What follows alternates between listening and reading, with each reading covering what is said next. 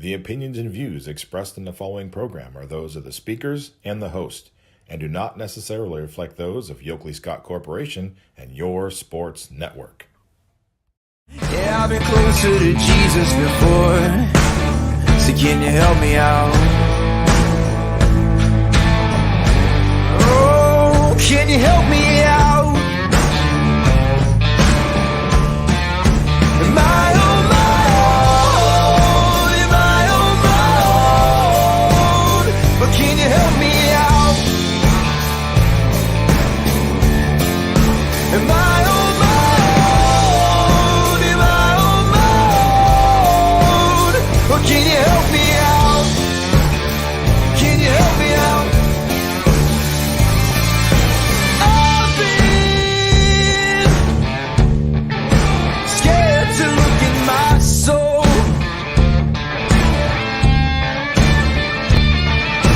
I've been afraid I would follow the road. Yeah, afraid of the things I've been told.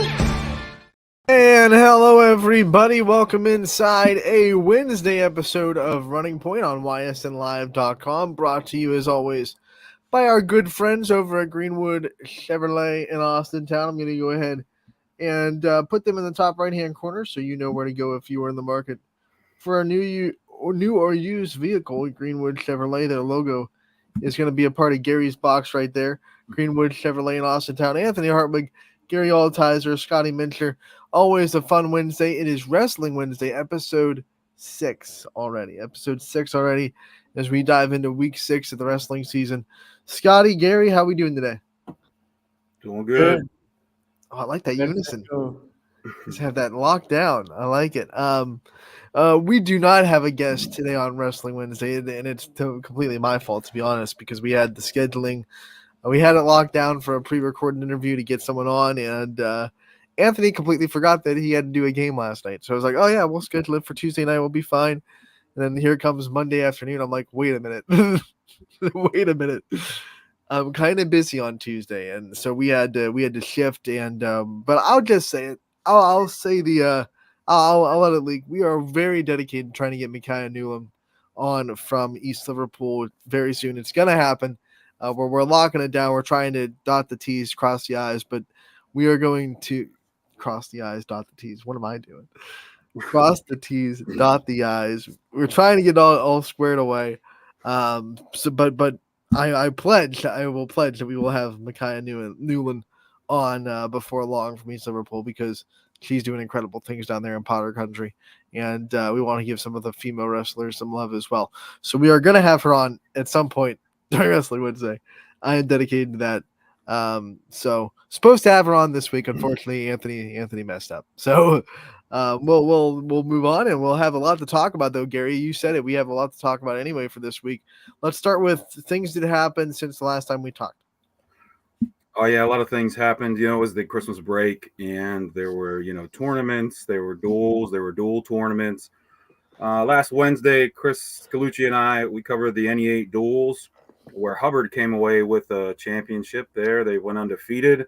They ended a 4-year reign of the South Range Raiders, owning that league, winning that league. Hubbard did it pretty convincingly, too. They had a pretty close match with Gerard and then Poland for a little bit, but they came away, this final scores, they come away comfortably. They had actually won a dual tournament just a few days before that on Saturday. So within a 5-day period, they won 2 dual tournaments.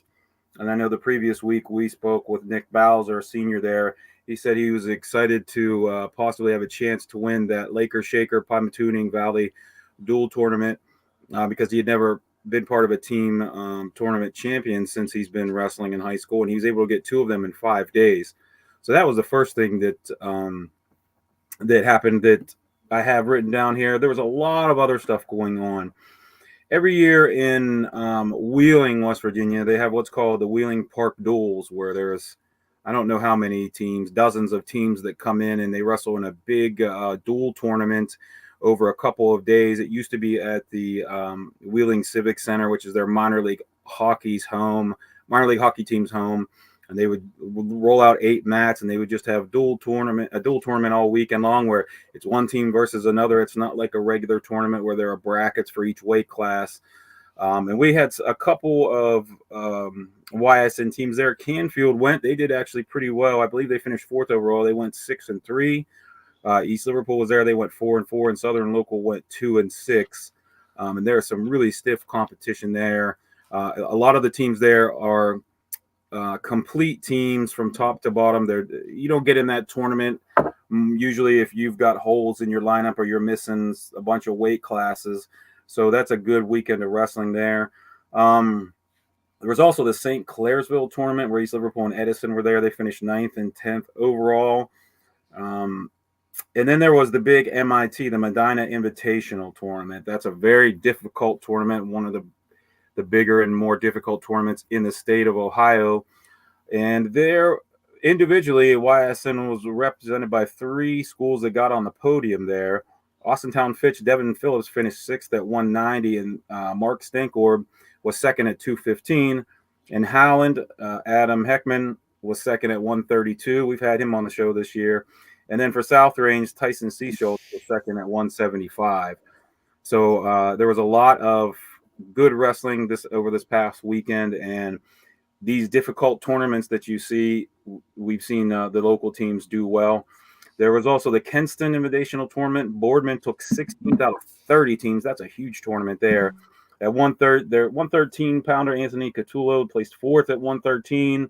Their 150-pounder Max Swidka placed 5th. Willie Rankin 7th at 132, and Quinn Swabble 7th at 190. Please forgive me if I'm mispronouncing names. And then also Pymatuning Valley was there. They finished 21st out of 30. Brendan Moore was 4th at 175.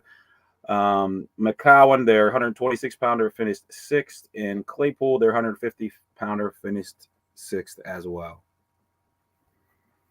That's all I have as far as results go from the past weekend.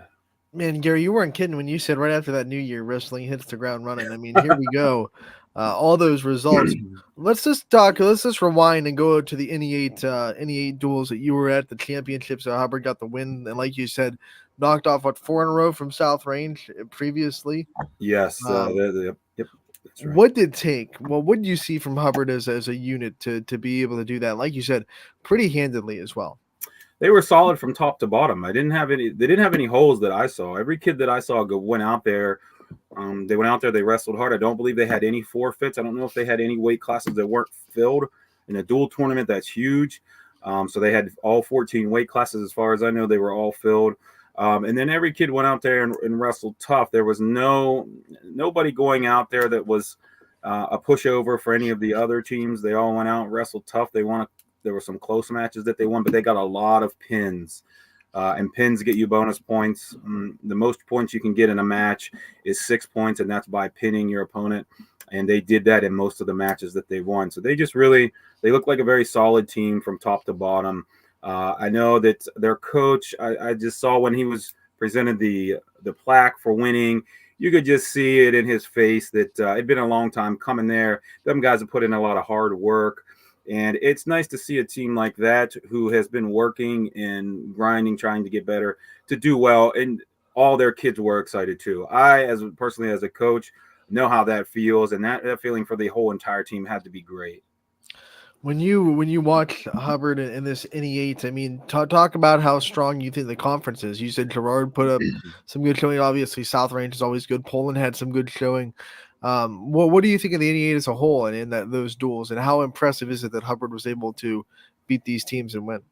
Oh yeah, I mean they're all solid teams. They all have a pretty good tradition there. They've all got I'm sure they've all got many state placers and state champions. Gerard had a state champion a few years ago. I know Nick Bowser wants to be a state champion. Poland's had several state placers that. And in the grand scheme of things, the Poland wrestling program is not that old. It's one of the younger programs in the area as far as, total time that they've been around goes. So, yeah, they're represented well. I know they're down to 4 teams now. I guess Jefferson was in the NE8, and they dropped out from what I understand. Yep. So it was a round robin of 4 teams, so each team wrestled 3 times. So I'm sure they're going to be looking to get somebody else in there to fill out that pool of teams, because I believe there's only actually 7 now total. Is that 7 right? total. South Range, Hubbard, Struthers, Lakeview, Poland, Niles. Gerard, Niles. Yeah, so I'm sure somebody else is going to jump in there. That looks like a great league for really all sports. Yeah, and Jefferson is now in that CVC where it's broken into like 3 or 4 different categories. I forget which division of the CVC that Jefferson is in, but they went back up to Ashtabula County to play in that and be a lot more geographically making sense, playing teams like your Edgewoods and your Pie Valleys and your Grand Valleys, those teams up there that are a lot closer to Jefferson than anyone in the NE8 was. Those bus rides every day for Jefferson were, here's an hour-long bus ride for a conference game, here's another one and another one. And it was funny, teams would complain about having to go up to Jefferson like once a year, but Jefferson's like, hey, wait a minute, we have to make that trip all the time. Right. Jefferson's still a great wrestling program, still a good boys basketball program. They're putting up a lot of offensive numbers as well. So still keeping an eye on Jefferson. They're still a YSN team, just not in the NE8 anymore. But like you said, great NE8 wrestling, 4 teams in a round robin of 3, and it's all fun and good. Let's talk about these tournaments a little bit more in depth. Big one, especially that one you said 30 teams in it. The Boardman went down to, and they finished 16th out of 30. Yeah. 30. When you go to a tournament like that, obviously you never don't want to win, but you go down there and you don't. Like, I'm assuming winning that tournament is not like the one goal that you have. You want to go and expose yourself to as many good wrestlers as possible and get your kids properly tested, properly exposed to that level of wrestling. What are some of the check marks that a coach will go through in a tournament like that where, I'm not saying you don't want to win the thing, because everyone does. It's this competitive spirit, but you understand that like winning is not you don't define your success in that tournament by winning it as a team. I mean, you go into a big tournament like that. One thing, just keeping the kids' heads focused on, hey, it's just another match. The circle is the same size. You only have one opponent, an opponent, and the referee out on the mat. Don't let it intimidate you just because there are a lot of teams here. There are big teams here, or those kind of distractions. Just keep yourself focused on, wrestling one match at a time and the guy that's in front of you, because that's the only thing that matters at that exact moment, is the guy that you're wrestling in front of you. And those kind of tournaments do expose you to different wrestlers that you haven't seen. Sometimes you can go through a season and head to tournaments and you're seeing a lot of the same teams over and over. To get into a tournament like that with 30 teams, there had to have been a lot of schools and wrestlers that Boardman and Pie Valley haven't seen and probably won't see again. And I'm sure that Coach Haiti from Boardman likes that, because it does expose you to different kind of wrestlers, and getting exposed to different styles and different wrestlers and different schools, and who have different philosophies in the wrestling room, or they have different moves that they focus on, or they wrestle in different ways. That's how you become a well-rounded wrestler. And if you can, I don't know if that was a 2-day tournament or not. With that many schools, you'd think it would probably be. I mean, if you could get 6 or 10 matches in over the weekend, you're getting a lot of mat time, and that's what gets you ready and prepared for the postseason. You talked about staying focused and not getting overwhelmed by the grandness of that site and how many teams that are there. Obviously, it's not as big as the state in Columbus, but how much does being in those kind of things help the kids that will qualify for state to kind of get a little bit exposed to that kind of thing, where there's a lot of wrestlers down there, there's a lot of eyes on you, light's not as bright, but they're still bright for a 30-team tournament. Oh yeah, that's exactly what it does. That's the good thing about the big tournaments. For example, we wrestle in the OVAC tournament, which is coming up in a couple weeks here. That is, or at least it was, the largest conference tournament in the United States for wrestling in the country. A lot of people's eyes are on that. If you do well there, you could do well later in the postseason. The finals were broadcast on, over the years, several different media outlets. It's a good way to, if you want to get your name out there, to colleges, to, expose yourself to the possibility of, a future in wrestling after high school. If that's what you want, you make the noise at those big tournaments. you show people that, you're somebody that, people are going to have to keep an eye out for. And there's a lot of times where some kids will shine in that who maybe hadn't before. It's just everybody's different. Some kids get choked up and they get nervous and they wrestle tight and they don't do their best. They're a totally different kid in the wrestling room or at a small tournament compared to a big tournament. And sometimes it's the other way around where, the bright lights are on. Okay, this thing matters. I'm going to go out there and go 1,000%, and I'm going to show everybody what I'm made of. So the big tournaments, they're exciting for the kids, definitely. As a coach, you just kind of got to preach, don't look up in the stands. We wrestled that OVAC tournament at that same arena that I was talking about with the Wheeling Park duels. It holds several thousand people, and it can be intimidating sometimes for first-year kids or kids that are just making the starting lineup. So just to tell them, don't look up in the stands and just keep your head down and focus on what you got to do in your match. We'd also be remiss to not point out that in big tournaments like that, I'm sure it attracts a few more eyes from the next level than the smaller tournaments do. I'm sure there are a little bit more colleges recruiting, to do with those big tournaments as well.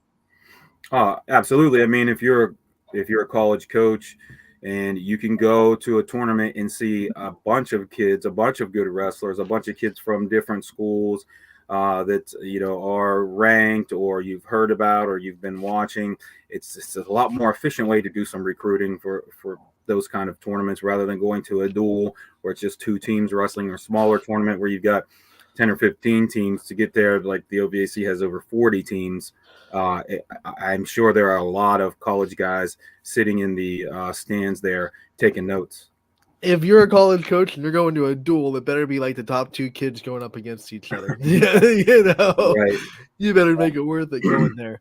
Gary, tonight we have wrestling on the network. It's more Beaver Local Wrestling. We're so impressed with their program. Chris Galucci going to head on down to Beaver Local. They're playing Oak Glen. And Oak Glen outside of the Ysn network, how much do you know about this Oak Glen wrestling team, and what does Beaver Local have in store for them tonight? Oh, yeah. I mean, Oak Glen is just right across the Ohio River. Here in Wellsville, I can look out my window right here and see West Virginia right across the Ohio River. That is Oak Glen School District right across from me there. It is in the northern part of Hancock County. There are two public high schools in Hancock County, Weirton, and then there is Oak Glen. They comprise of several small communities there, and they have a really, really great wrestling tradition. I think that they've won over 20 state team titles in West Virginia. They have been OVAC champions before. They've got countless state champions and state placers. West Virginia is, it's not Ohio as far as the competition goes for wrestling, but because Oak Glen, they live on the northern panhandle here. They wrestle Pennsylvania schools, they wrestle Ohio schools, and they wrestle the best West Virginia schools. They are always dominating. Usually the teams that get a lot of that kind of competition do well in the postseason there in West Virginia. And Oak Glen, they've got a great tradition. They've got a tradition that they're never really down as a team. They're never really not in my lifetime. They haven't really ever been down as a team. I can't remember. They went through some 10 or 12 year stretch where they won the state tournament every single year. So Beaver Local is going to have their hands full tonight, but I bet that's going to be a pretty close duel. I bet you that's going to be a one that would be fun to watch. Chris he's going to get to watch some good matches, probably some tight matches. You're going to see state ranked kids in two different states go at it. And these guys also both of these teams are in this OVAC tournament. There's going to be some matches on here that are going to matter for the seeding for that tournament that comes up here in 2 weeks. So this is a good one. I'm glad to see Oak Glen get on YSN, and hopefully in the future we'll see more of them. Hey, by the way, Oak Glen, if you're watching, if you're listening to this preview of this matchup tonight, and you want to be a YSN school, there's nothing stopping you. It's free to the school. We don't charge the school one penny. So make sure if you want to be a part of the YSN family, you reach out to us and you have your AD kind of work out a deal with us, and we'd love to have Oak Glen on. Yeah, it would be great to get them on because they're not just good at wrestling. They win state championships at volleyball all the time. Oh yeah, they're a good school. They're a good athletic school, and they have a really strong following. They have a good community support there. It'd be a great district to get into, the YSN family, especially that wrestling team. I'm pretty sure it'd also be a brand new color scheme for us. I don't think we have Yes, anyone with yes. that powder blue. Powder On blue the and YSN yellow. family. Yes, that's So definitely. you always like, right, Scotty? We always love the new color schemes when we can add a new palette to the YSN closet. They were on YSN last night with the Wellsville. We played Yes, them in you had them against basketball last Wellsville. night. Yeah, So they're it'll be on the 2 days network from quite now. a bit. What's that? So they're on the network quite a bit. Come on, join the family. Right, yeah. East Liverpool plays them a lot. Beaver local, Wellsville. Yeah, Come on down. We don't care that you're in West come Virginia. down. This is not Ohio Sports Network. We're in PA. We'll cross That's right. borders. That's right. Just had Beaver, a doubleheader from Beaver, PA, last night. Well, Beaver Bobcats, a brand new member of the YSN family. Always want to remind people that to go check them out. Noah Doty had a great time down there in Beaver last night for the boys and girls doubleheader. Gary, Saturday, Chris Colucci going to be down at the Jackson Milton Invitational. Why don't you talk about that? I know you love the Jackson Milton program, what they're doing, and it's a big invitational they're having. Yeah, it's a really good tournament. Coach Wiedenthal and their athletic department puts on a really great tournament. They are very efficient. They get things. They run smooth. They have good competition. They're inviting some new teams this year. I think I said this last week. They have a great coaches room, which someone like myself, what that means is they have great free food for the coaches, which is always a big deal. If you're a coach, you're wondering, boy, is this coach's room going to be good today? But those guys do a good job taking care of the coaches. But even more importantly, there's great competition there. There's good teams that go there. There will be a lot of YSN teams there this weekend, and I'm excited to have Chris there covering the finals. That'll be I just can't stress enough how excited that I am and how much it means to the kids and the coaches and the families involved that we're expanding into wrestling and covering the sport more and more.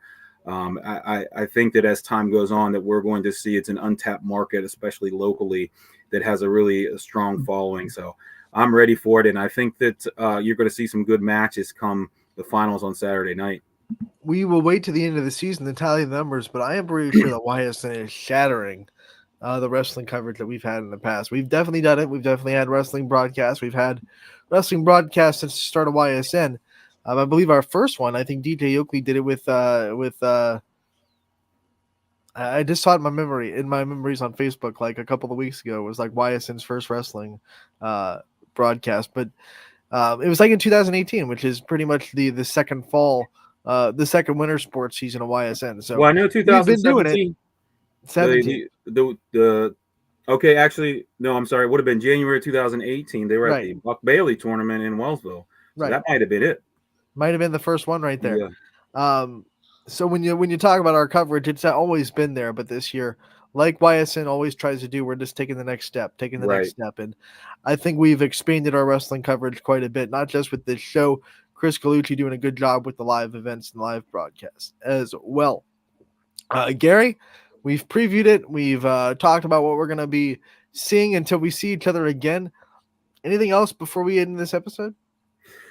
No, it's just season's coming and it's flying. And, we're here. It's January. And I just had to go over with my team. Like you had a Christmas break. We didn't have anything between the Waterloo D3 Classic and this Jackson Milton tournament, which is 2 weeks. I said, I hope you guys rested up because right now, for the next month and a half or so, we're banging out match after match after match. And this is the time of the year where, teams find out who's ready to go on a postseason run and, who's falling off. Kids are finally making their alpha weights, getting down to where they want to be. And this is the time of the year where you're going to see the best kids wrestle each other as they've descended on their weights, as they get into these tournaments now here in January. You're going to see a lot of good wrestling and a lot of state ranked kids and teams. We're going to see what they're made of now. Before we get out of here, we do have fresh wrestling and power rankings. You can find these on YSN Live _wrestling on Instagram. So here are the latest. This is, I think, the second round of power rankings, but we weren't able to get to them last week. So coming in at number 1 is Keegan Sell. He was number 1 the week prior as well. Adam Heckman from Howland is number 2. Tyson Schultz from South Range is 3. Vance Luce from Canfield is 4. Brayton Feister from Hoban, he is 5th. Marky Stancorb, who finished 2nd in Fitch's tournament over the weekend, he is sitting at 6. We have Nick Bowser at 7 from Hubbard. Tyler Scher from Canfield at 8. Cody Carpenter at 9 from Girard. And then United's Dallas McCracken finishes the roundup at 10 for the YSN second week of the YSN Wrestling Power Rankings. Make sure to go over to Instagram, give YSN Live_wrestling a follow. Stay up to date on when we're doing wrestling. There are post-game interview, post-match interviews on that social media as well. So make sure to go give them a follow for even more wrestling coverage from YSN. You know, listening to those rankings, the EOWL tournament for the heavyweight division is going to be a really good one. You mentioned 3 guys there: Canfield, Hubbard, United, 3 state-ranked guys, 3 highly state-ranked guys. That's going to be a fun one to watch, to see who comes out top of that heavyweight 285 division there. We're anticipating it. We know that that EOWL, there's bragging rights on the line for sure. We're going to take a break as that concludes episode 6 of Wrestling Wednesday. Gary, as always, you're welcome to join for the second half of the show. We have scores to recap from basketball last night. And then, as always, we try to see what's on Scotty's mind. We take a trip into Scotty's brain on the Magic School Bus of Running Point. Join Miss Frizzle on the red. Fun, right? What? Always fun, sometimes always dangerous, fun, sometimes dangerous. But like Darkwing Duck, we get dangerous here on Running Point. We'll be right back. Don't go anywhere. Brought to you by Greenwood Chevrolet in Austintown.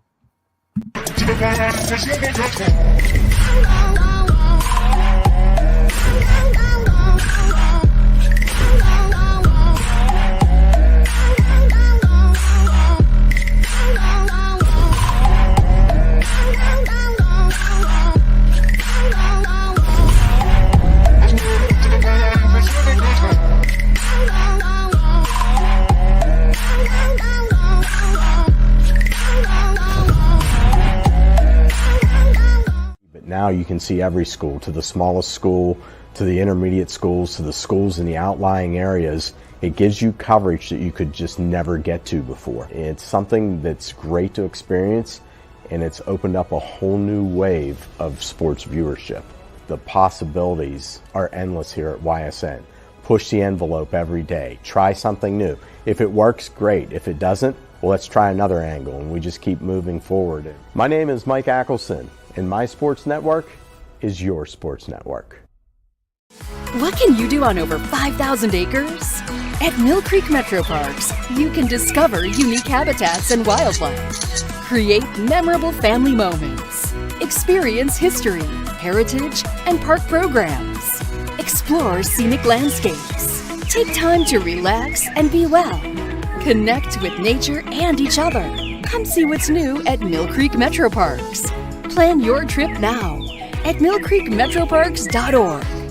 Going the extra mile at Greenwood Chevrolet means taking care of our local customers. And it's just a great feeling to put them in a vehicle and get them all excited about a new vehicle. At the end of the day, our goal is to be someone our customers can count on. And every day I'll go the extra mile for the community so they can trust us. To do anything that would convenience the customer or make them feel more at home. Realizing, number one, that we're here for them and that we're not going to go away. That's what going the extra mile means, only at Greenwood Chevrolet. Welcome back to Running Point on Greenwood Chevrolet. Perfect timing to hear from them right at the end of that break. Anthony Hartwig with you, as always, on Wednesdays. Gary Altizer next to me and Scotty Mincher below me there. Greenwood Chevrolet goes the extra mile for you. We do the same here on this show every single day. And we are going to do it today by hopping into the scoreboard from last night. We had plenty of basketball go down. Boys and girls hoops were both in action. Let's bring up that scoreboard on ysnlive.com/scores, which is presented by Scotty. What's it presented by? Greenwood Chevrolet. That's our show. What's the scoreboard presented by?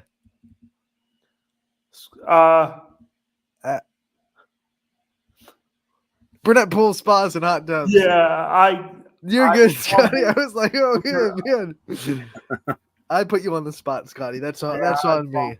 Ysn Scoreboard, proudly presented by Burnett Pool Spas and Hot Tubs. It is a great tool for our fans, whether you're at one of our games or maybe you're watching one of our broadcasts, or maybe you're doing both. Let's hope you're doing both. Let's hope you have a broadcast open while you're at a game. The Ysn Scoreboard is a quick and easy way to check out live updated scores.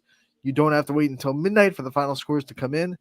We have a crew behind the scenes that does a great job of making sure these scores are as updated as possible. And we had a great night last night in basketball. Let's go down the scores.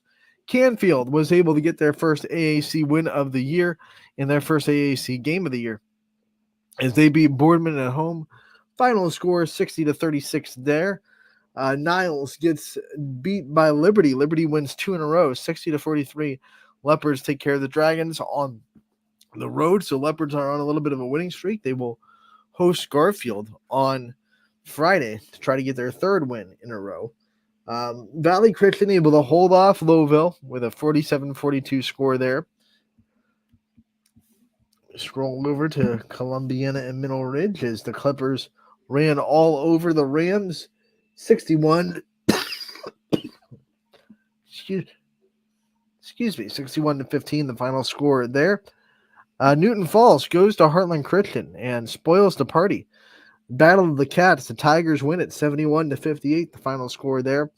Wellsville, they got the big win over Oak Glen. Gary, you were at this one, 56-38. Wellsville dominates. Yeah, they did. They play really great team ball, and Tyrell Watkins, 21 points, 23 rebounds. Oh. Yeah, he had a monster game. He's just really coming into his own. That's 3 straight games with over 20 points. Coach Scott doing a good job there, getting the most out of those guys. You think in the Oakland huddle, the coaches would be like, "Hey, you know this Tyler Watkins kid? Let's put a body on him. Let's make sure he doesn't get rebounds." 23. Yeah. Ooh, that is dominance at its finest. And Wellsville off and running over Oakland, a big win for the Tigers at home. Garrettsville Garfield, they had a close one, but they fall to their backyard rival Ravenna, 69-65. The final score there. The Ravenna Ravens get the win. Another school that we'd love to have on the YSN family because we don't have a Raven on the YSN family. So would be awesome to get one. Edison gets the win over Southern Local, 71-45, all over the Indians. The Wildcats get a big win. Beaver Area gets the win, 67-55 over Central Valley. West Branch goes on the road and beats Kenmore Garfield in overtime, 56-53, the second consecutive overtime game for West Branch. They win this one. They lost against Canfield on Saturday. Beaver Local falls to Indian Creek, 63-52, and then Bristol in the second game of the boys-girls doubleheader, they beat Champion 74-32. On the girls' side, 3 games to take care of. LeBray all over Wyndham, 52-32. Final score there. Beaver Area beats Cannon McMillan, 65-47. And Bristol and Champion squared off in the first game of that doubleheader. And Champion's able to split the boys-girls doubleheader with a big win over Bristol, 52-36. The final score there. Champion gets the win. That was their 8th win on the season. They're now 8-4 on the year. And the Champion girls with 2 wins in a row outside of the conference.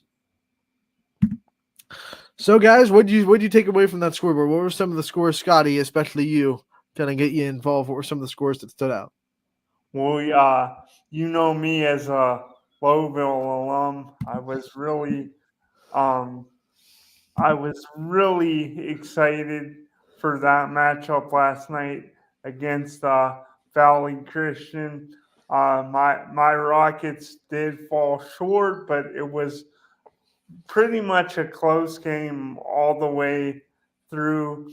And you have to give Valley Christian credit at the end of the game that their defense was stifling, especially around the 3 or 4 minute mark. So that really made the difference there. Lowville, it's in Valley Christian too. I feel like they're both trying to find their footing, and Lowville has some good things to build on. I think for them now, it's just about finding a way to finish these games and get some of these in the win column. But that was one that stood out for sure. Also, a school that I feel like I haven't talked about a lot, shined enough light on, but they impress me every year, basketball wise, and the boys had another really good offensive showing last night, and I'm talking about Newton Falls. I really, over the years, over these last 2 years or so, have gained more and more appreciation for their basketball program. And I think with that offense, they get a little things figured out, a little more consistency defensively. I think they're a team that's uh, already starting to become a problem and could even get better here as the season goes on.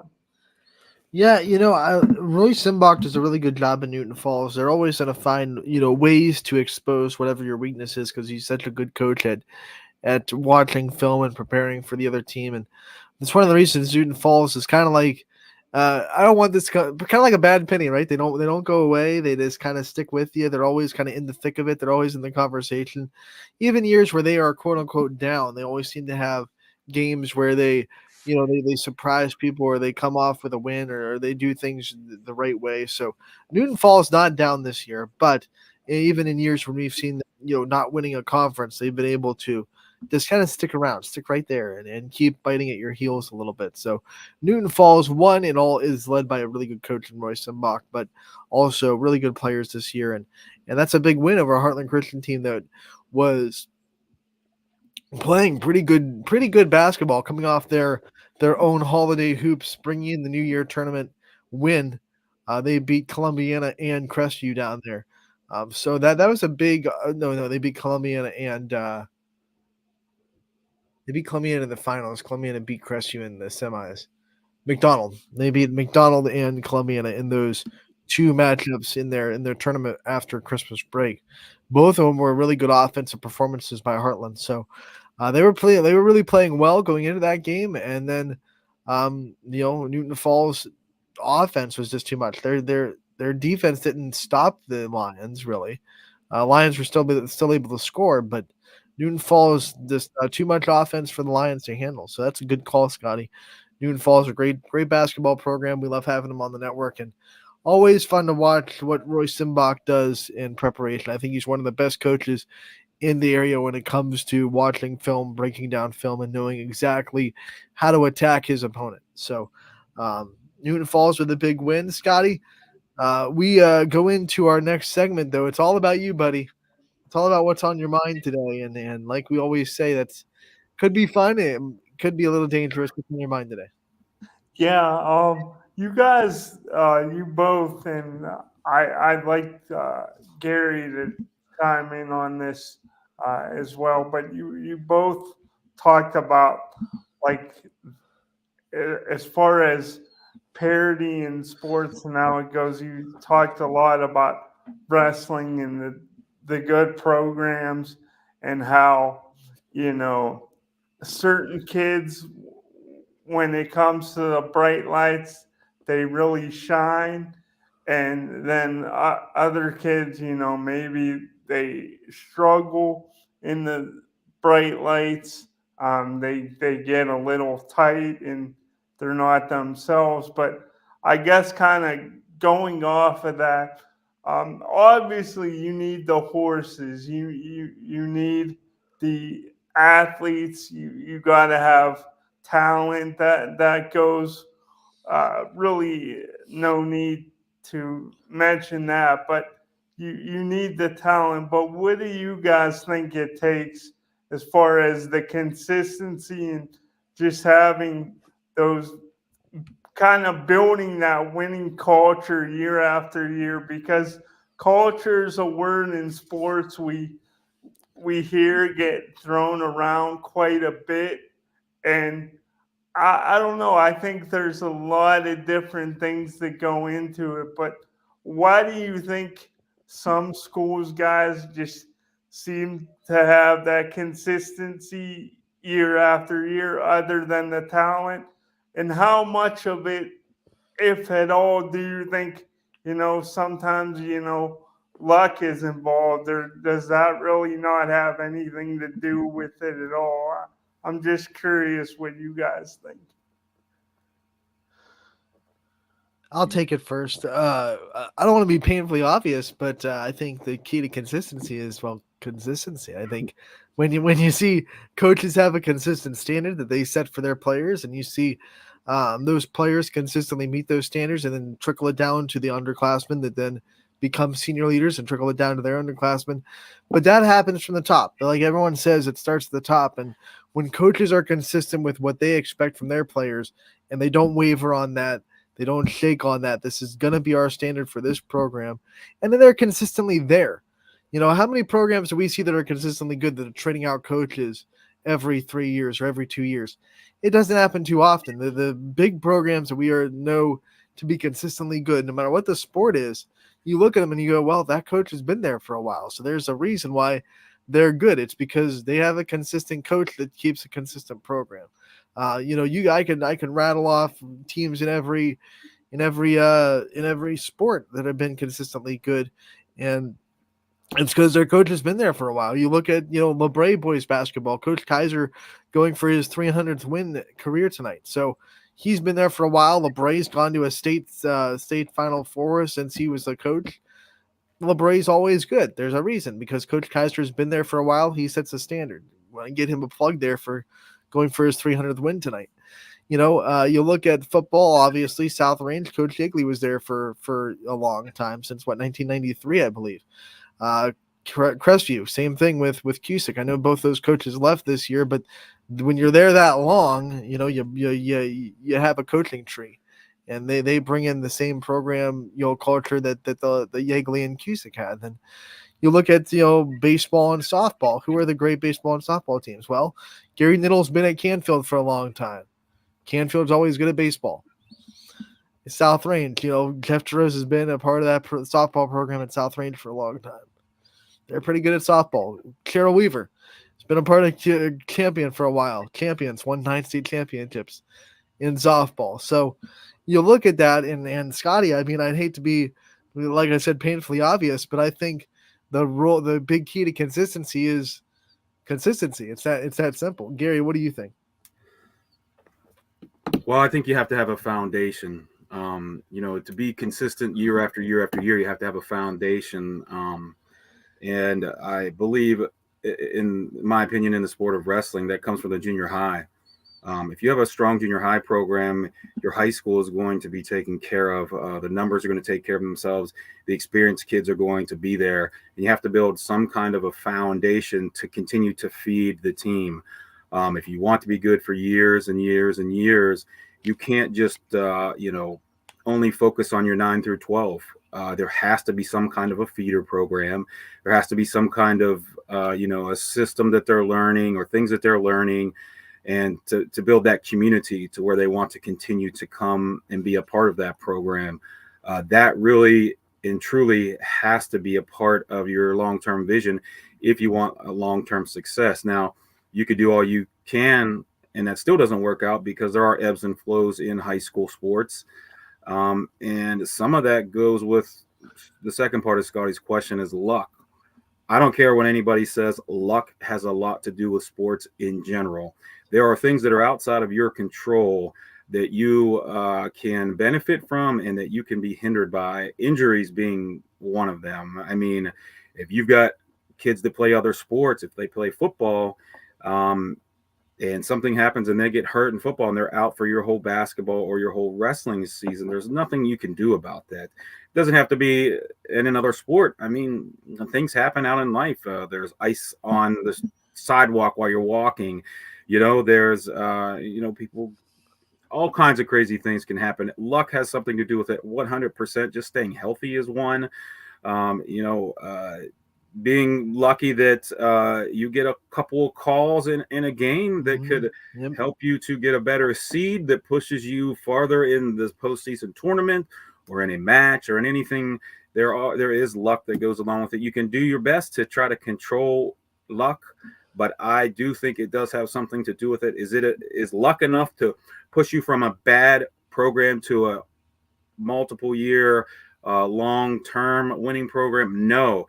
But are things bouncing your way in the right spots at the right time? Are they enough to push you over the top from maybe you being there close and then getting there? 100%. I mean, when you're talking about sports, you're talking about football, you've got a funny shaped ball. When it hits the ground, it can bounce all over the place.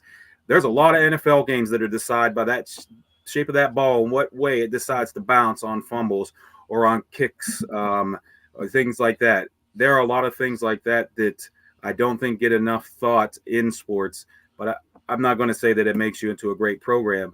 But if we're talking the margins, getting over the hump, you get things to bounce your way, they could really make a difference. I think great players and great coaches, great teams find ways to put themselves in position for lucky things to happen, and then once that lucky thing happens, there's usually still a whole other game to play or a whole nother quarter or a whole nother drive or whatever it may be. It's usually not that lucky play literally was the icing that won the game and then you just walk off the field. Usually there's something else to do. There's something else to take care of. And you see these players just take advantage of those lucky situations when they're great, but you're not going to find a great athlete that hasn't had a little bit of luck in his career. Absolutely. I mean, you can go through every sport, every GOAT in every sport. They've all had a little dash of luck sprinkled on, and that's not a knock. And I think people see luck as a knock to say, well, they got lucky. Well, everyone gets lucky every now and then, but you don't get lucky for 20 straight years and be right. That's not all luck, but you can't ignore it and say there were some things that were pretty lucky that went their way. Even like if you win a game on a field goal, if it's a long field goal, I consider that kind of luck because 55-yarders are kind of 50-50, Yeah, well, if you put yourself in position by building a foundation, by building a program that people want to be a part of, you show the kids that you care about them. Then when you've got things put together and done all that you can, and it's one of those years where things are falling your way, the calls are going your way, the bounces are going your way, you've been lucky enough to stay away from injuries. When all those come together while you've done all that you can, that's when you put together championship teams. That's when you put together getting over the hump, winning your league, going deep into the postseason, having success. So you put yourself in a good position. Eventually, good things are going to come. Yeah, you're going to have unlucky bounces too, but hopefully you've built enough longevity that you're there consistently enough that when the balls do bounce in your way, things put you over the top. Right now we're in the football society. Everyone loves Tom Brady. They think he's the GOAT, but let's look at the Tuck Rule, right? I mean, like, if that game doesn't go that way, what does the rest of Brady's career look like? We don't know because it went his way. The Tuck Rule was a lucky break for Tom Brady, but he took that and he ran with it. He won that game and then he won the Super Bowl. So, you take your lucky breaks and then you use them. You take advantage of them. You have more work to do after you find that lucky break because it's not luck. It's luck. Take advantage of it for a while. Then maybe a year or two later, you get another lucky break and another lucky break. But you're always just taking advantage of those lucky breaks to go win games and to go win seasons.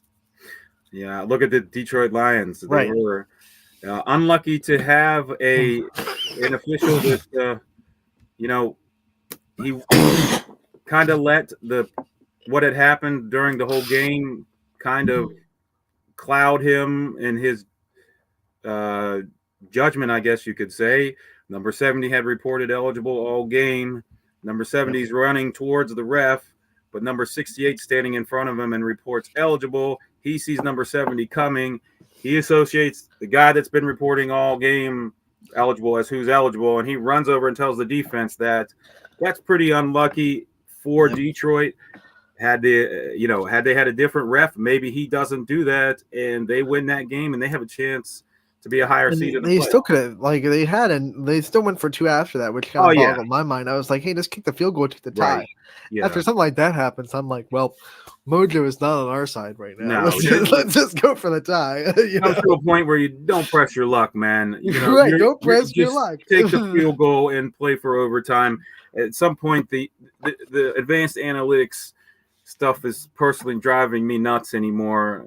You're going to jump out of a burning building because it's 10 stories high, because that's a quicker descent to the ground than running down the steps. I sincerely hope not. There are times that you could be aggressive on the football field, and there's other times where, hey, how about we don't go for this 4th and 6 at our own 20?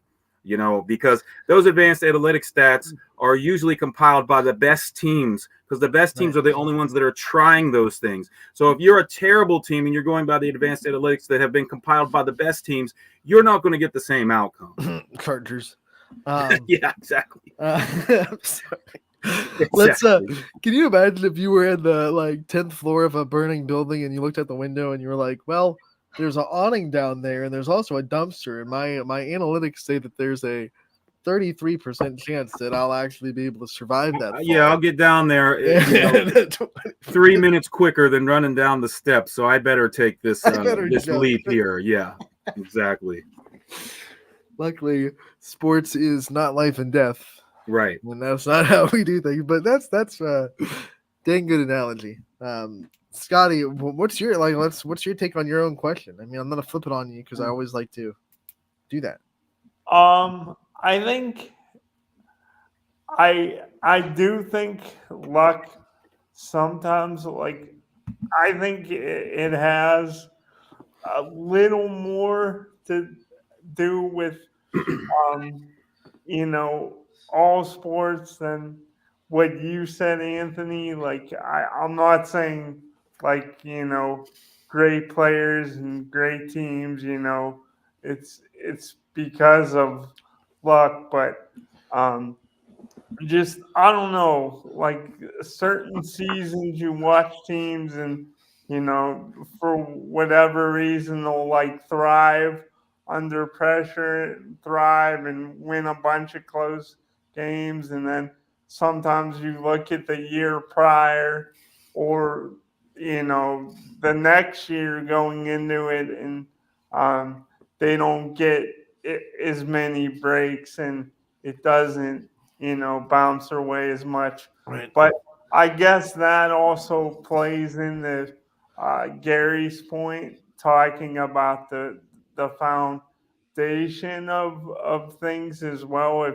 If you have a solid foundation, you're gonna be able to have that stability and continuity be good for or at least be in the conversation and be a program that's a threat or a contender, however you want to look at it, for for years and years.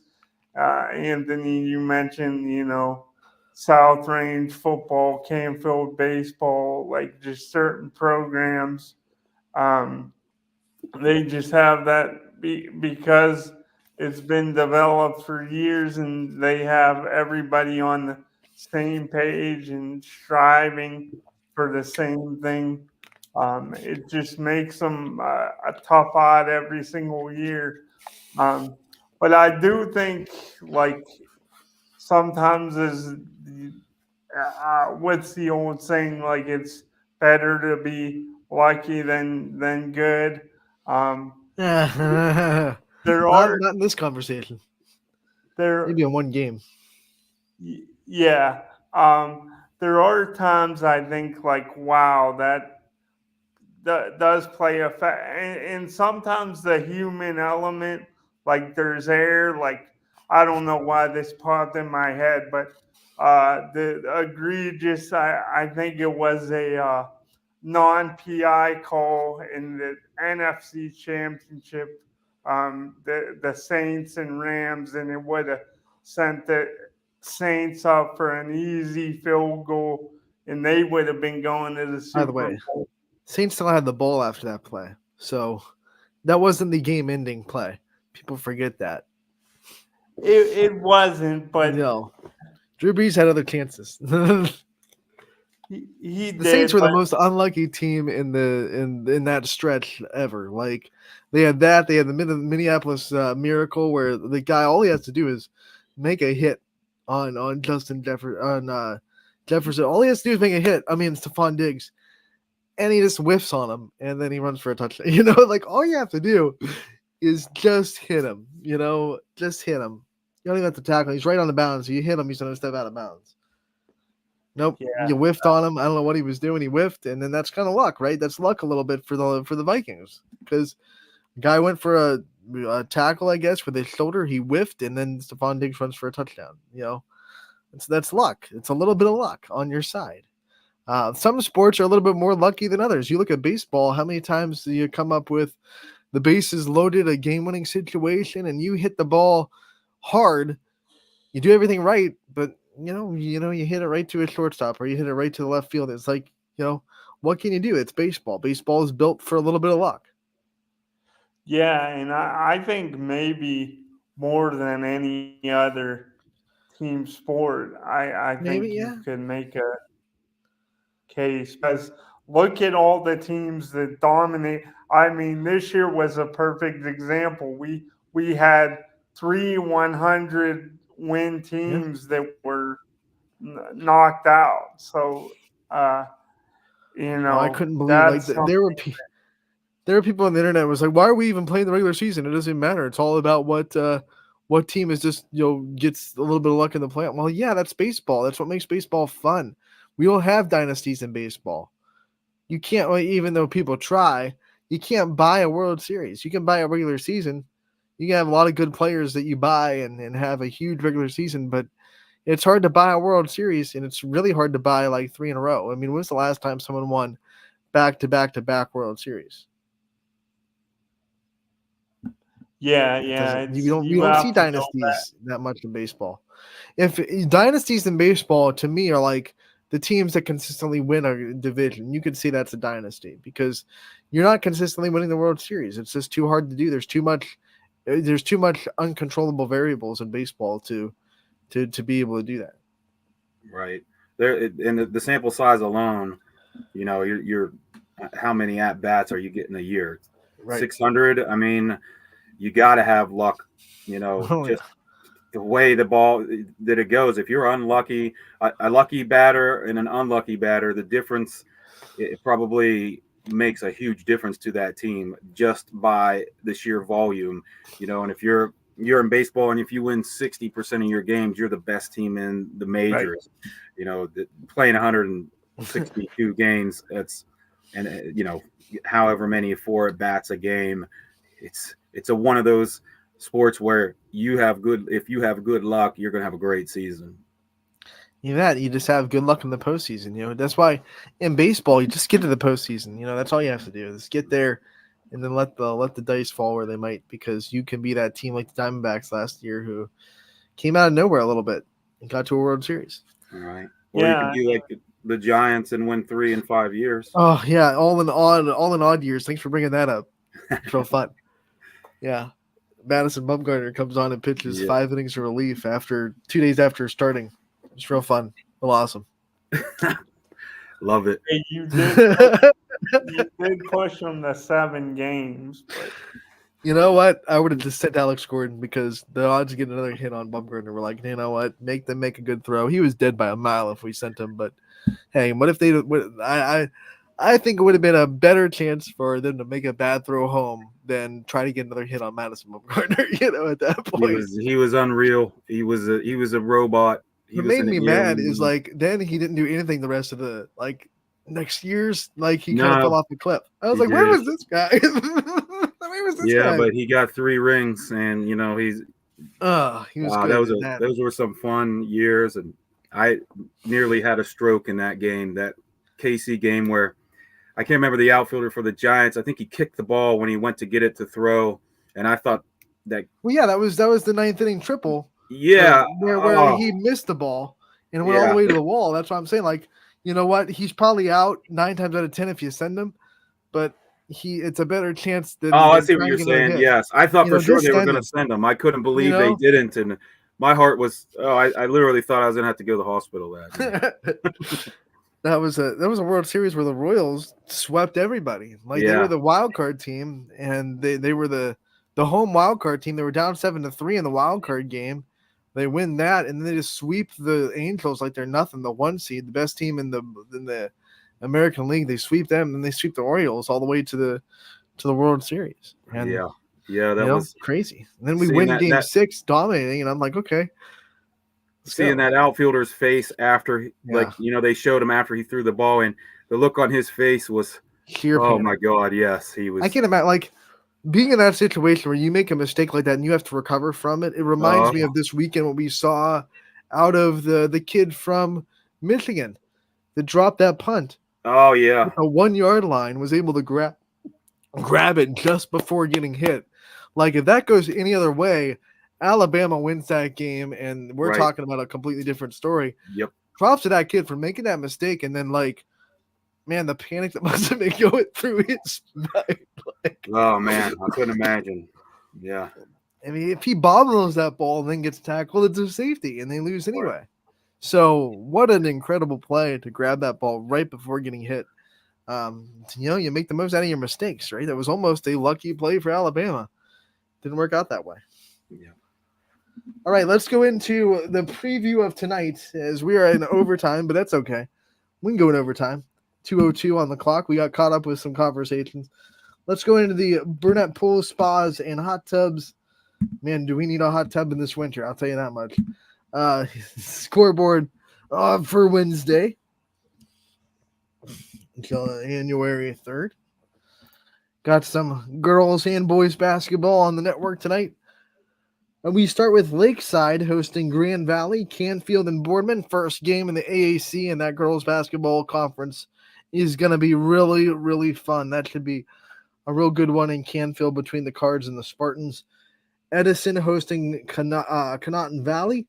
You have East Liverpool going to Wellsville. You got the Holy War round 1 between Ursuline and Mooney and Cardinal Mooney tonight. You have Warren Harding going to Fitch to start off AAC play for those teams. You have Orange. They're hosting Cornerstone Christian. You have Lordstown going to Jackson Milton. Howland going to Girard. No, and doing to Green. I'm sorry. That's the wrong Power G. West Branch going to Minerva, and then Salem goes to Alliance tonight in girls basketball.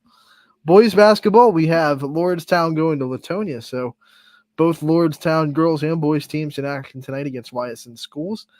Badger goes to JFK. That'll be a fun one. Duncan Moy trying to, keep his average of 30 points per game. He's going to need it against that JFK offense that has so many players that can beat you. East Palestine will go and travel to Sebring tonight. Edgewood goes to Brookfield for a battle of the Warriors. You have Girard at Campbell. That should be a fun non-conference game. Hubbard goes to LeBray. Like I said, Coach Kaiser for LeBray going for his 300th career victory for the Vikings. So good luck to him in that endeavor. He's going to get it, even if he doesn't get it tonight. He's going to get it eventually. And then Waterloo goes to Wyndham tonight to cap off the schedule for boys and girls basketball. Let's get to the announcers. Who's going to be there? Who's going to be out tonight for your games? And who's going to be calling them? Girls basketball, we have Tyler Hartz at the Grand Valley versus Lakeside game. Gary, you're going to be at Wellsville for East Liverpool and Wellsville. I'm going to be at Mooney for the Holy War round 1. You have DJ Oakley at Boardman and Canfield. That should be a fun one. Ty Bartell going to be in Fitch for Warren Harding coming to town. Boys basketball, Larry Scragg going to be in Latonia for Lordstown and Latonia. Dom O'Brien going to be in Warren JFK for Badger coming to town. The Figley brothers going to be traveling with East Palestine to Sebring. You have Larry Jennings going to be at Brookfield for Edgewood Brookfield. Chris Sigler going to be going to Campbell for their game against Girard. You have Matt Porter going to LeBray for that one. And then you have Chris Colucci going to be wrestling Beaver Local in Oakland. We already talked about that. So those are going to be the events on YSN Live tonight, ysnlive.com. YouTube.com/live is where you can find them. Make sure to tune into the games tonight. Thank you so much for tuning in today to Running Point, brought to you by Greenwood Chevrolet in Austintown. We will be back tomorrow from 1 to 2 to talk about all of this. Gary Altizer will be back next Wednesday, so will Scotty for another episode of Wrestling Wednesday. It'll be episode 7. Can't wait for that.